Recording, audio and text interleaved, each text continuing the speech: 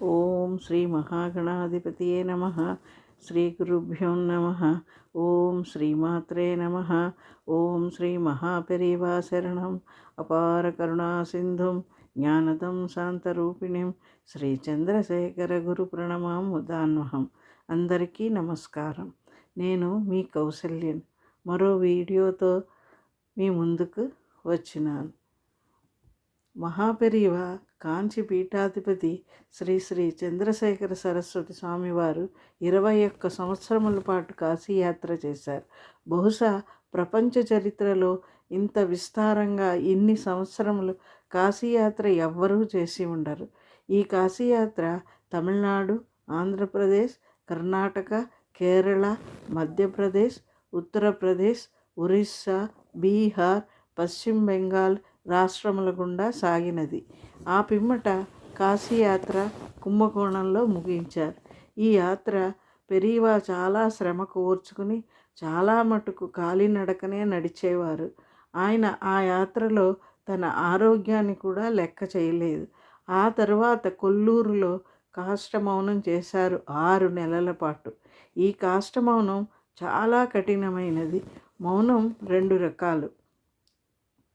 మౌనంగా ఉండి సైగలు చేస్తూ తమకు కావలసినది తీసుకుంటారు.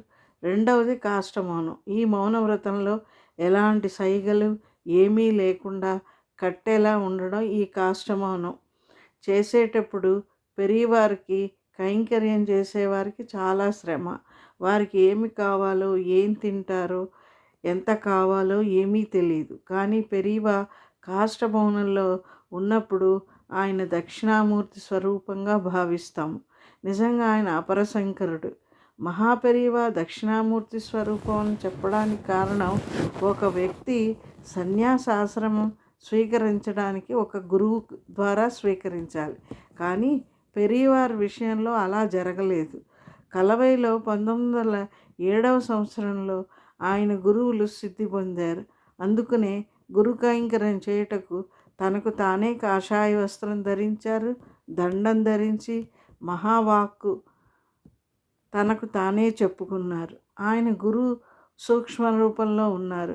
ఎవరికి వారే సన్యాసం స్వీకరించడం అన్నది ఒక్క పరమేశ్వరుడికే సాధ్యమవుతుంది. పరమేశ్వరుడికి గురువు ఉండడు. అందుకనే పెరీవా ఆయనే రాముడు, కృష్ణుడు, కామాక్షి, దక్షిణామూర్తి అని అన్నీ ఆయనే. ఈ రోజుకి మహాపెరీవా సూక్ష్మ రూపంలో ఎన్నో కోట్ల మంది జనాలను ఎక్కడెక్కడో అనుగ్రహిస్తున్నారు. మహాపెరీవా సూక్ష్మ రూపంలో ఎలా అనుగ్రహిస్తారో, మన సనాతన ధర్మం కాపాడడానికి ఎలా ఉపకారం చేస్తున్నారో నేను ఇక్కడ చెప్పదలుచుకున్నాను. ఛత్తీస్గఢ్ రాష్ట్రంలో బిలాస్పూర్ దగ్గర కాయర్దేర్ అనే గ్రామంలో శ్రీచక్ర మహామేరు పీఠం ఉన్నది.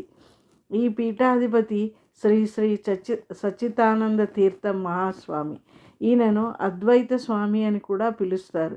బిలాస్పూర్ స్వామివారు లేక అద్వైత సన్యాసి అంటారు.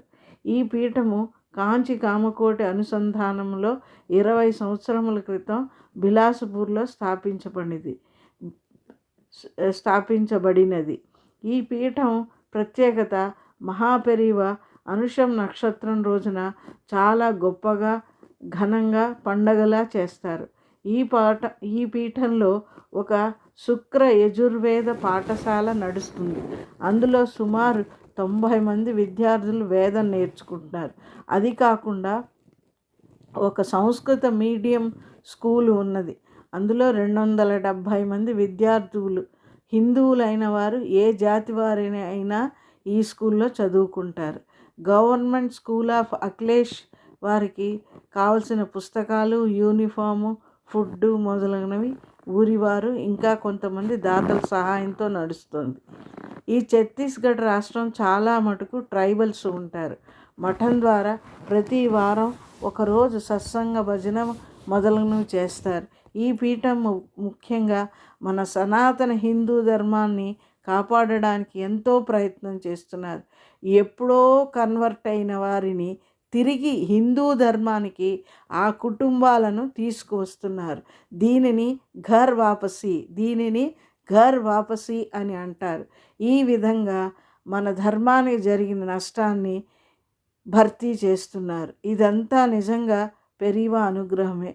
వారికి కాంచీమఠం కానీ పెరియవారు ఎవరో తెలియదు ఆ ట్రైబల్ జనాలకి. కానీ వారందరూ ఎంతో భక్తి శ్రద్ధతో పూజిస్తారు, కొలుస్తారు, భక్తి మార్గంలో పయనిస్తున్నారు. హర హర శంకర, జయ జయ శంకర.